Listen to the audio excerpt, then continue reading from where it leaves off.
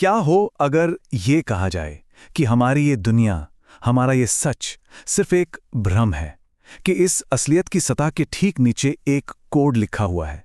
एक ऐसा कोड जो हजारों सालों से हमारी आंखों के सामने था पर हम उसे पढ़ नहीं पाए। देखिए, ये पड़ताल किसी आस्था या विश्वास के बारे में नहीं है। ये उस दीवार को गिराने के बारे में है जो हमने विज्ञान और अध्यात्म के बीच खड़ी कर दी है। क्योंकि हो सकता है कि दोनों एक ही कहानी कह रहे हों, बस उनकी भाषा अलग हो। जरा सोचिए, अगर हमारे पुराण और वेद, जिन्हें हम पौराणिक कथाएं मानते हैं, असल में ब्रह्मांड के ब्लूप्रिंट हों तो एक ऐसा गहरा विज्ञान जिसे हमारे पूर्वजों ने कहानियों और प्रतीकों में छिपा दिया ताकि वो समय के थपेड़ों को सह सकें।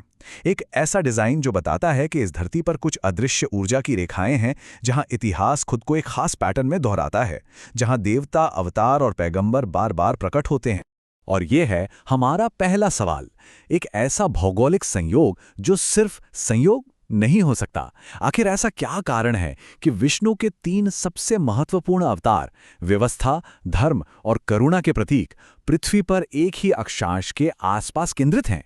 ये एक ऐसी पहेली है जो हमें एक बहुत बड़े नक्शे की ओर इशारा कर रही है।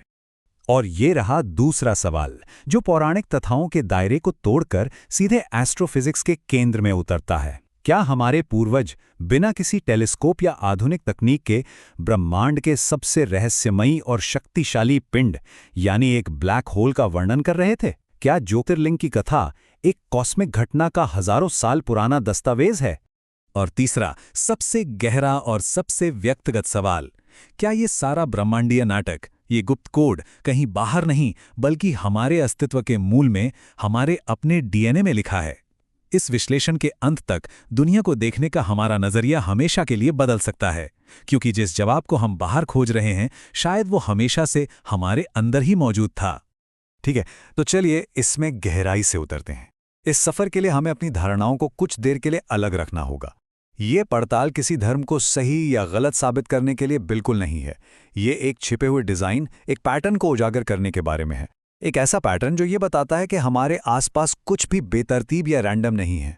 ब्रह्मांड अराजकता में काम नहीं करता, ये एक गहरे, गणितीय और सुंदर क्रम का पालन करता है। इस पैटर्न की एक झलक हमें गोल्डन रेशियो में मिलती है। ये गणितीय अनुपात प्रकृति में हर जगह मौजूद है। फूलों की पंखुड़ियों की व्यवस्था में, पेड़ों की शाखाओं में, तूफानों के घुमाव में और आकाशगंगाओं की सर्पिल भुजाओं में। हम इसे कुदरत की खूबसूरती कहकर आगे बढ़ जाते हैं, लेकिन क्या होगा अगर ये सिर्फ खूबसूरती ना हो? क्या होगा अगर ये उस यूनिवर्सल ऑपरेटिंग सिस्टम का एक छोटा सा हिस्सा हो जिस पर हमारा पूरा ब्रह्मांड चलता है? ये इस बात का सबूत है कि प्रकृति एक भाषा बोलती है और वो भाषा गणित है। हजारों साल पहले वेदों और पुराणों में जो लिखा गया था, आधुनिक विज्ञान आज उन सिद्धांतों तक पहुंच रहा है। ये सिर्फ 1-2 संयोगों की बात नहीं है। वेदों ने ब्रह्मांड के चक्रीय होने की बात की, कि ये बनता है, फैलता है और फिर सिकुड़कर अपने मूल में समा जाता है, और ये चक्र अनंत काल तक चलता है। आज साइंटिस्ट साइक्लिकल कॉस्मोलॉजी के मॉडल पर काम कर रहे हैं। पुराणों ने मल्टीवर्स या अनंत ब्रह्मांडों की बात की, और आज क्वांटम मैकेनिक्स की मेनी वर्ल्ड्स हाइपोथेसिस भी यही कहती है। संयोगों की ये सूची अब इतनी लंबी हो चुकी है कि इसे नज़रअंदाज करना बहुत मुश्किल है। ये हमें सोचने पर मजबूर करता है कि हमारे पूर्वज क्या जानते थे जो हम आज फिर से खोज रहे हैं। तो सबसे महत्वपूर्ण बात यह है, क्या होगा अगर शिव कोई व्यक्ति या देवता नहीं बल्कि एक सिद्धांत है, एक ब्रह्मांडीय सिद्धांत, वो मौलिक समीकरण जो ब्रह्मांड के सभी भौतिक नियमों को एक साथ जोड़ता है, वो थ्योरी ऑफ एवरीथिंग जिसे आइंस्टीन से लेकर स्टीफन हॉकिंग तक पिछली सदी के हर महान भौतिक विज्ञानी ने खोजने की कोशिश की।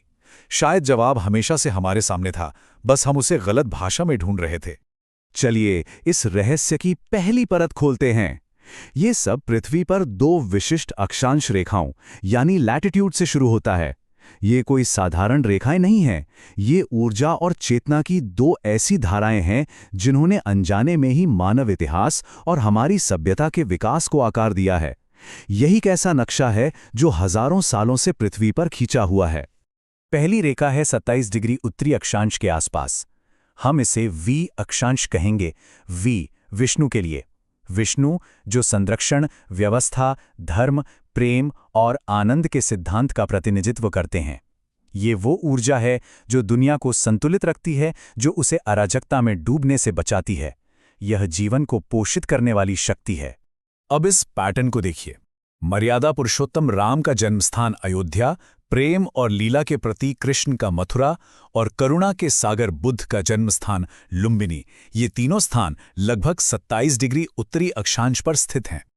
और सिर्फ अवतार ही नहीं, प्रेम का सबसे बड़ा मानवीय प्रतीक शाहजहां का बनवाया ताजमहल और पृथ्वी पर सर्वोच्चता का भौतिक प्रतीक माउंट एवरेस्ट भी ठीक इसी रेखा पर मौजूद हैं। यह एक ऐसा पैटर्न है जिसे महज संयोग कहकर खारिज करना लगभग असंभव है। ऐसा लगता है जैसे ये अक्षांश रेखा संरक्षण और प्रेम की ऊर्जा को आकर्षित करती है। अब दूसरी रेखा पर आते हैं, 31 डिग्री उत्तरी अक्षांश। हम इसे एस अक्षांश कहेंगे। एस शिव के लिए। शिव जो विनाश, परिवर्तन, वैराग्य और गहरे ज्ञान का प्रतिनिधित्व करते हैं। ये वो ऊर्जा है जो पुरानी संरचनाओं को तोड़ती है ताकि नई का निर्माण हो सके। ये मोह से मुक्ति और परम सत्य के साक्षात्कार की शक्ति है।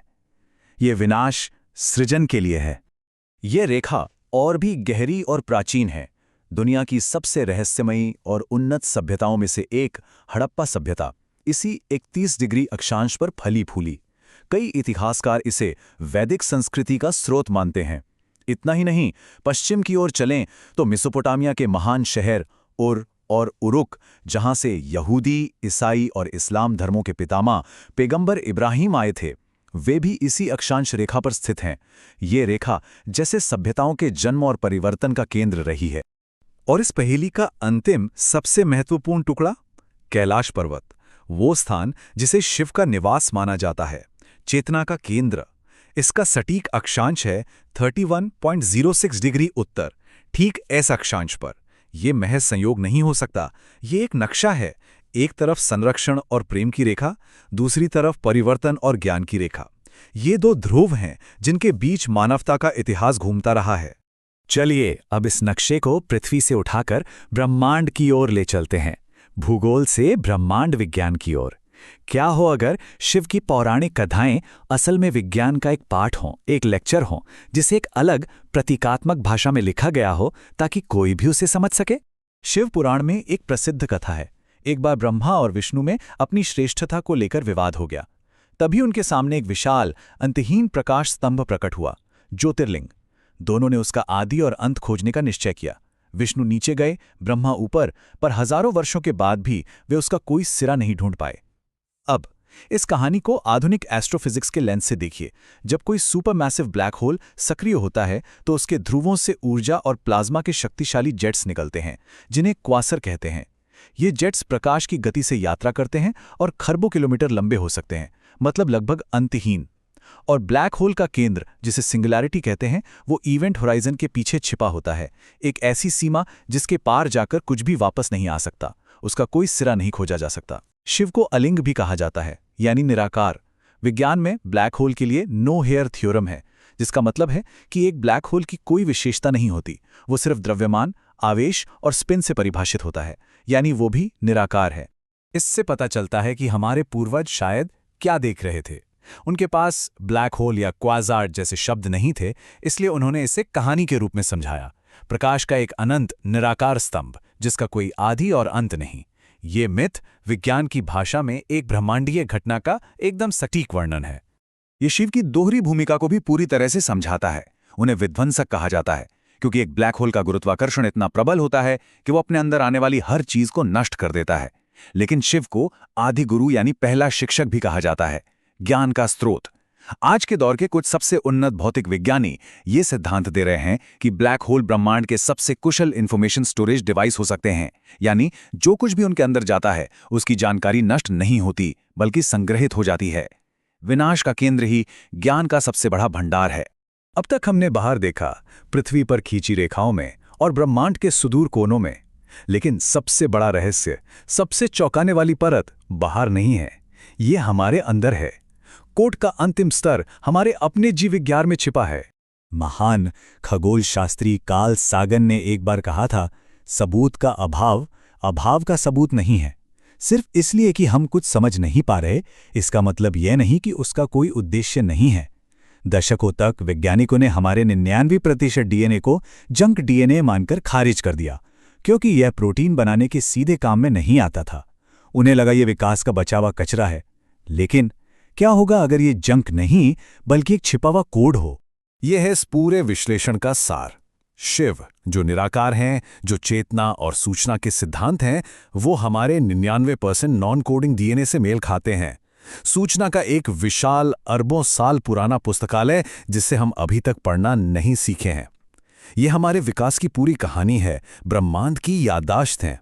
और शक्ति, जो ऊर्जा है, गति है, क्रिया है, वो हमारी कोशिकाओं में मौजूद माइटोकॉन्ड्रिया से मेल खाती हैं। माइटोकॉन्ड्रिया हमारी कोशिकाओं के पावर हाउस हैं, जो हमें ऊर्जा देते हैं। और सबसे अद्भुत बात यह है कि माइटोकॉन्ड्रिया का अपना अलग डीएनए होता है, जो हमें केवल और केवल हमारी मां से मिलता है, मातृ शक्ति का प्रतीक। इसका मतलब यह है कि ब्रह्मांडीय नाटक कहीं दूर आकाशगंगा में नहीं हो रहा है। शिव और शक्ति कोई बाहरी देवता नहीं है, वे जैविक हार्डवेयर माइटोकॉन्ड्रिया और सॉफ्टवेयर डीएनए हैं, जो हर जीवित कोशिका के अंदर चल रहे हैं। हम सृष्टि के दर्शक नहीं हैं, हम वो स्थान हैं जहां सृष्टि हर पल घटित हो रही है। चेतना और ऊर्जा का ये नित्य हमारे भीतर चल रहा है। जब हम इस नजरिए से देखते हैं तो सब कुछ बदल जाता है। पौराणिक कथाएं अब बच्चों की कहानियां नहीं रह जाती, वे एक गहरी हकीकत को समझाने वाली प्रतीकात्मक भाषा बन जाती हैं। और विज्ञान अब सिर्फ ठंडे निर्जीव तथ्य नहीं रह जाता, वो उसी हकीकत को समझने की एक और भाषा बन जाता है। एक ब्लैक होल विनाश का प्रतीक नहीं, बल्कि ब्रह्मांडीय परिवर्तन की एक प्रक्रिया है। हमारा डीएनए सिर्फ जीव विज्ञान नहीं, बल्कि इस ग्रह पर जीवन के 3 अरब साल के सफर की याददाश्त है। और हमारी चेतना, शायद ये एक विशाल सार्वभौमिक सूचना क्षेत्र से जुड़ा एक टर्मिनल है, जिसे कुछ लोग ब्रह्म कहते हैं। अंत में ये सब इस पर आता है। वी अक्षांश यानी विष्णु या शक्ति की ऊर्जा, जो संरक्षण, प्रेम और अनुभव है, ये हमारा हृदय है। एस अक्षांश यानी शिव की ऊर्जा, जो ज्ञान, वैराग्य और चेतना है, ये हमारा मन है। सच्चा जीवन इन दोनों का उत्तम संतुलन है। न केवल कोरी जानकारी, न केवल अंधी भावना, बल्कि दोनों का सामंजस्य, ज्ञान और प्रेम का, चेतना और ऊर्जा का संतुलन। तो अब जब यह नक्शा सामने है, जब यह कोड उजागर हो गया है, तो एक ही सवाल बचता है। इस विशाल बुद्धिमान पैटर्न में, इस ब्रह्मांडीय डिजाइन में हमारा स्थान क्या है? अगर हमारा डीएनए ब्रह्मांड की याददाश्त है और हमारी चेतना उससे जुड़ी है, तो हम इस कोड का कौन सा हिस्सा है?